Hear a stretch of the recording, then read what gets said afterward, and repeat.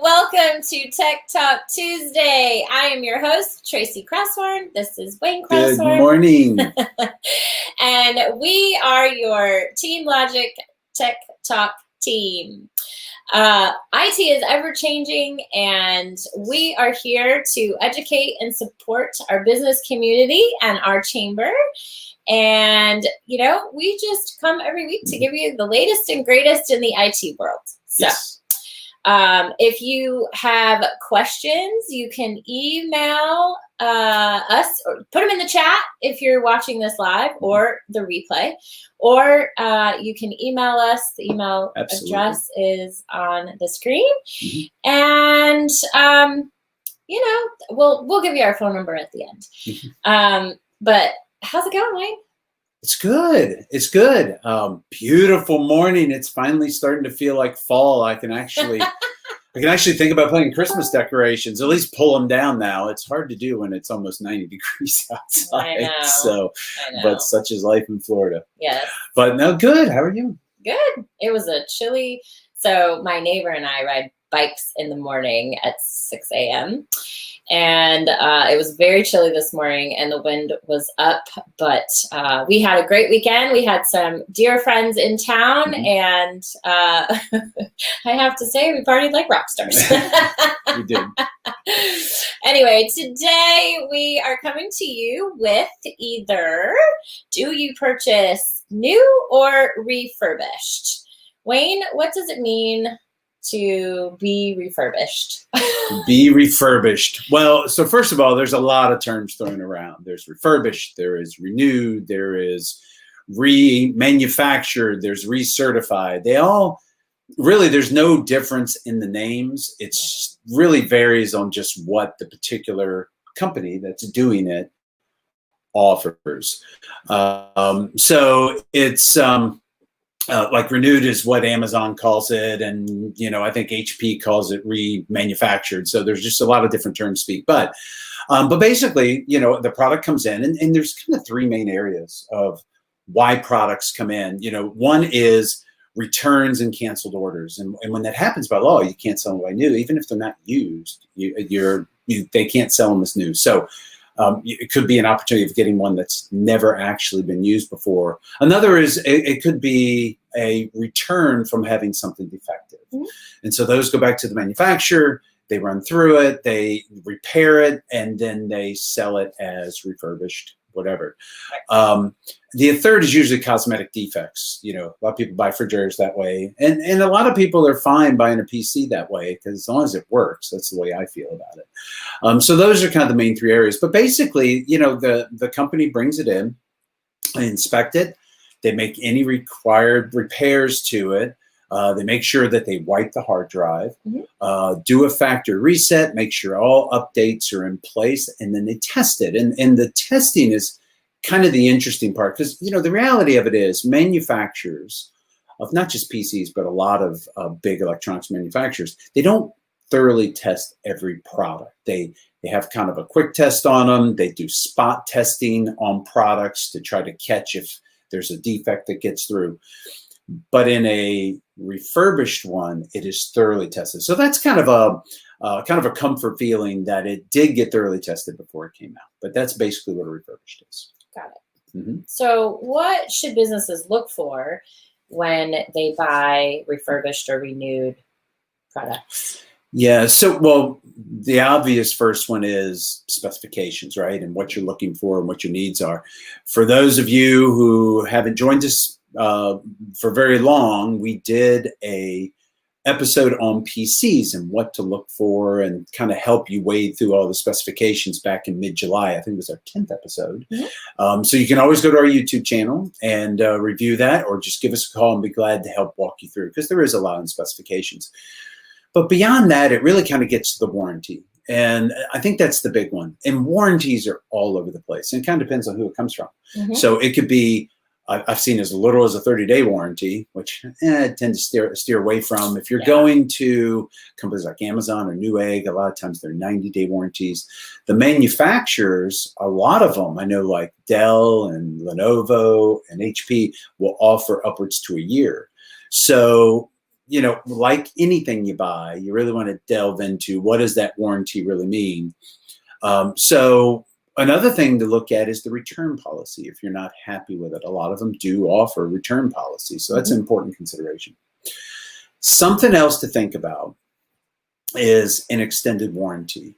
And, you know, kind of the lean in moment here, right? So when you think about a refurbished product, you know, when you think about a new product, it's shipped a couple of times in manufacturing packaging. So it is only a couple of times and it's secure. But when something's returned, not only are you adding more shipments, but you never really know how they packaged it up. I always try to package everything up exactly the way I got it, and I think you're the same way. But not everybody does that. A lot of times they just throw a bunch of stuff in with a bunch of newspaper and off it goes. So you don't really know. So things can get jostled a little more. And so in this case, an extended warranty may not be a bad idea, especially if you're getting a great deal on the purchase. So, you know, I'd say the next thing to think about is how big of a discount are you getting? I mean, to me, if you're not getting at least 15, 20%, it's not worth it. You know, you'll get smaller discounts from the manufacturer. You tend to get more out of like the Amazons and stuff. So really, it's got to be worthwhile for a product of similar specs. And what I'd say, if you're the kind of company that really wants the latest and greatest all the time, Refurbished isn't really the way to go, because there's a lag of by the time you start getting the latest and greatest into that return loop and becoming available again. So those are the main things to look for. Awesome. So where do businesses buy refurbished or renewed products if they're going to consider that? Yeah, that's a great question. To me, the safest way to go is always directly from the manufacturer. You know, they know their products the best. They have the best test equipment. They tend to replace with the genuine parts, not knockoffs. You know, so any of the ones, you know, you can go just do a search on the manufacturer you like and refurbished or renewed, and it'll come up with what they have available.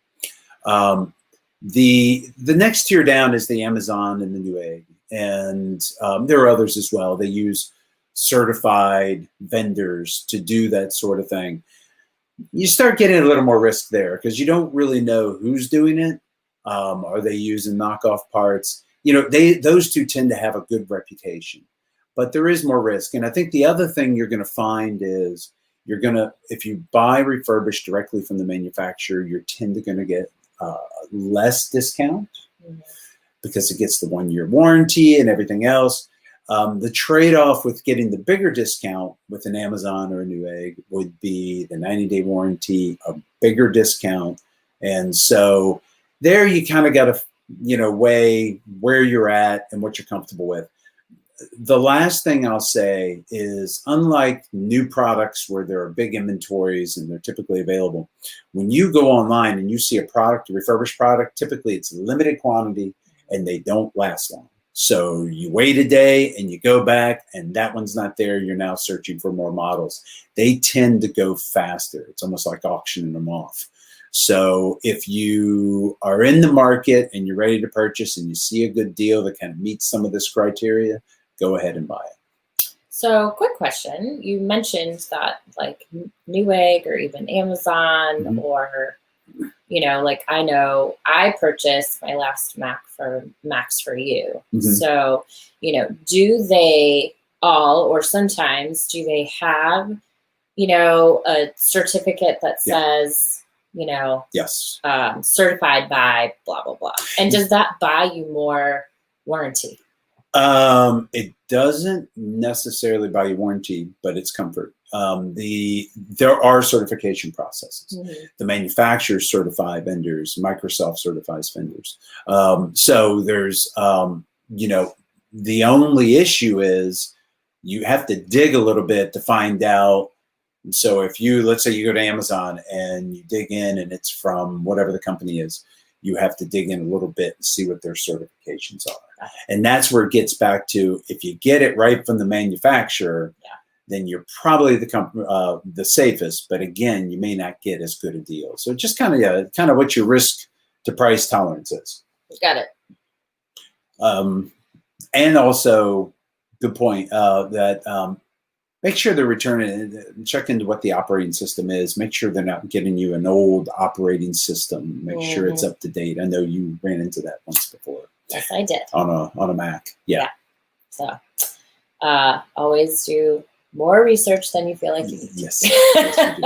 Yes, you do. That brings us up to my tip of the week. And did you know, this is pretty cool, that you can reverse look up an image on Google. So let's say you're on a website and you really like the image, and if you right click it in the space bar, now it doesn't always say it, but I'd say 90% of the time it says search Google for image. And what that does, you click on that and it'll bring up another tab, and it actually goes to Google and it shows you the origin of where that picture comes from. And then it shows you all different images. It shows you different sizes, different variations, where it came from. So it's pretty cool. Yeah. So some websites may protect it from being able to be searched on. Yeah. But if there's an image and it's like, this is close, I kind of like it, do the search, because Google will give you a ton of variations of it. Yeah, or for awesome. People in graphic design like you have been, you need a different size image for a particular thing. So that's pretty cool. I like that. It's very cool. Just be nice to your photographers and don't do it on their sites. Yes. Anyway, that brings us up to your tip of the week. Yes. So some people have received emails that Skype for Business is going away. And in fact, Microsoft did say that by July 31st of next year, it is going into life and it's going to be replaced by Teams. And that has caused some angst in the market. I tell you, I don't always say this, but this is a good move by Microsoft. I've used Skype in the past. I've had mostly good luck with it. Teams works really, really well. It does. We use it in our company. We chat with it. We do calls with it. We do video chats with it. It's you can share screens. You can do a lot of very cool things with it.